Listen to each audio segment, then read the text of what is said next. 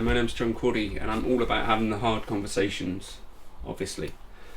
Today I wanted to just talk to you about how to practice the major scale, sort of similar to how I did stuff with the pentatonics. That was like a series that I did, 5 lessons on, I think, about different things that you could do to practice the pentatonic scale that would probably help your improvisation, your ability to connect the scale across the neck. The aim, I guess, with this major scale stuff is that I think it'd be useful to be able to connect the scale all over the neck. So for instance, if someone says to you C major, you're not limited to just that, but you could also connect the scale at any place on the neck. That's sort of the goal, I think, with the major scale, or a goal. One of the differences between the major scale and the pentatonic scale is that we've got those 2 extra notes, and what that effectively means is you've got 2 extra shapes to learn if you want to know sort of every derivative of the scale. So just to explain quickly what I mean, you could start a C major from any note on the neck and there'll be a corresponding scale shape that goes with that. So, if we've got a C major, we could start it from a C, a D, an E, an F, a G, an A, a B. So I would think that that's something good to approach, but obviously you're only going to do sort of one at a time. So if we start off with C major,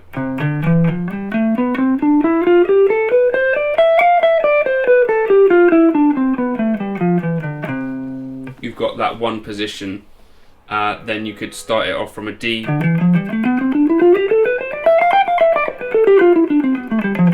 etc., until you had 7 ways to play C major. At this point, it's worth mentioning that you could jump down a mode rabbit hole here, but I'm not going to. Let's just stick to the major scale, because that's basically all we're going to need for your entire music career, probably. So forgetting that we've not only got 7 positions, I think it'd probably be fair to say that some of us don't necessarily have a grasp on all of the keys, so there might be keys that you're more comfortable with others.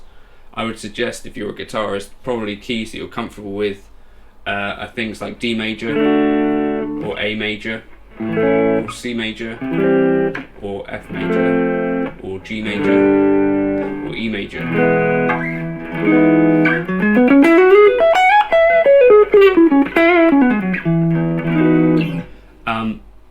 Now there's a reason for that, and that's because that's the keys that you play most of. So when you're thinking about practicing this stuff, I'd say try to keep things fresh and keep things in mind that you've got all of the other keys to practice, so it's worth practicing them. So if we started, say you've got a 7-day practice schedule and you've got 7 positions of the major scale, you could dedicate day 1 to position 1 of the major scale. So you could play up and down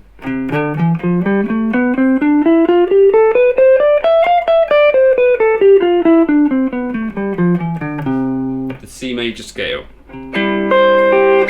And what I would encourage you to do is to notice when you are hitting the root. So root, root, root, root, root, root. Okay, so that's just straight up and straight down, and that's probably going to be something that is worth working on for now. Although the main goal of scales is not necessarily just to be able to play them up and down, I think is a good starting point. The day 1, potentially, you're ending up doing this.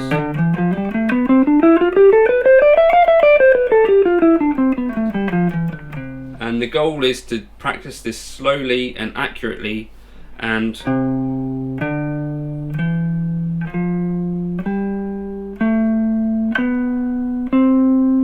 make sure that you're hitting those notes in the correct places each time, to try and burn in that memory to your hands and your fingers and your eyes of what that actually looks like and sounds like. So then you've got C major.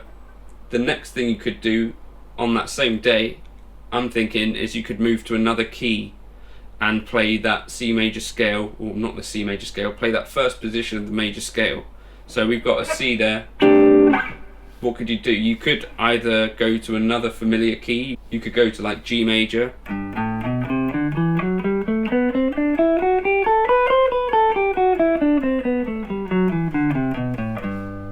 You could go to A major.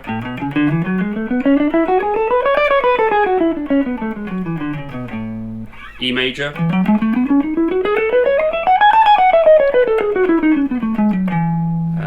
What else did we say we might know? F major.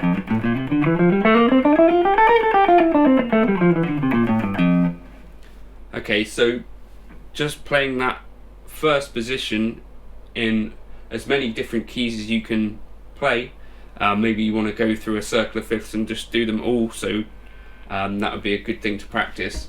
But what we're really practicing there is burning that first position into our head, essentially.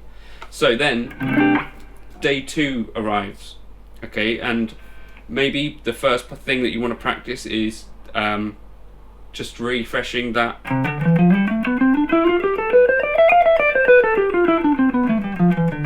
and see if that's something you can still do. Maybe it'll take a little bit of time to get there again. But then we want to add on another position. So logically you could just go up to the next available note of C major, which might be D, or you could do something else. You know, maybe you might want to start off with another shape. But I guess if we do it logically in order, it makes sense. Day 2 is going to look a lot like day 1, except we're starting on D. So if you play a C major, and then we're going to start on a D.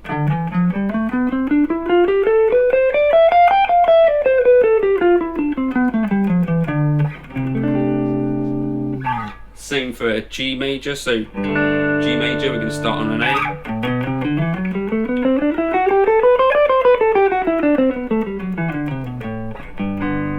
Okay, so that's how that's going to go. And I guess you can see then how the rest of the week is going to look practice wise. So day 3 we refreshed the previous day's work, so we practice just going up position 1,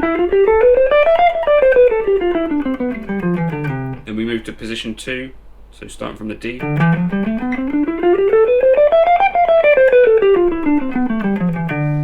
okay, and then we've got position 3 starting from the E of the C major scale, 3rd degree.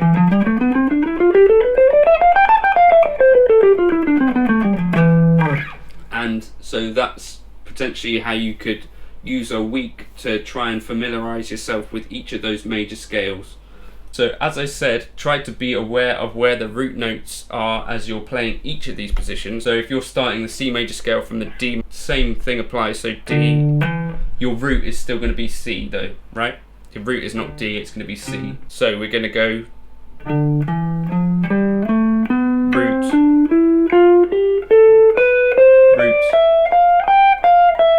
root, root.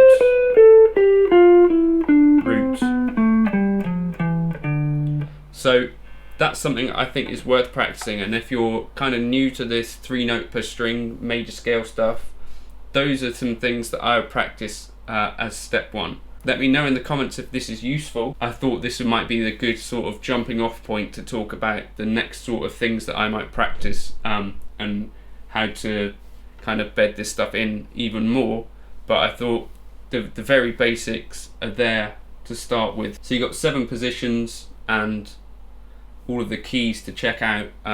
So it's about maybe finding a week of time essentially, and kind of working through those and finding where those blind spots are. The tab for this, although it's not strictly necessary, I'll put a tab for this up on Patreon, where you can see what I'm suggesting, and I'll maybe put some description around it and stuff. Also, if you get anything useful out of this video, there's a buy me a coffee link. I drink quite a lot of coffee, and it helps me to know whether people are enjoying what I'm doing and helps me ticking over. But only use that if you can afford it and if you've got something useful out of this. But so that's kind of step 1 of figuring out the major scales on the guitar neck. The next thing you might want to do is to say you've got your C major position 1, is move up through this scale in ways other than just stepwise. So for instance, we might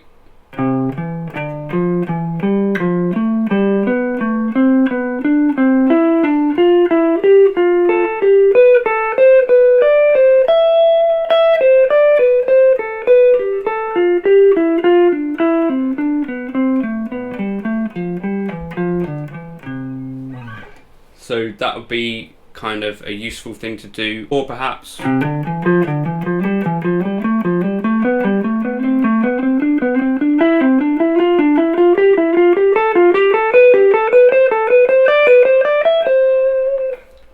moving up through the scale in sequences. So that's the next part of what I want to touch on, but that'll be coming in kind of part 2. So hopefully this was useful, and if you could like and subscribe if it was, and let me know in the comments if you want me to do more of this subject.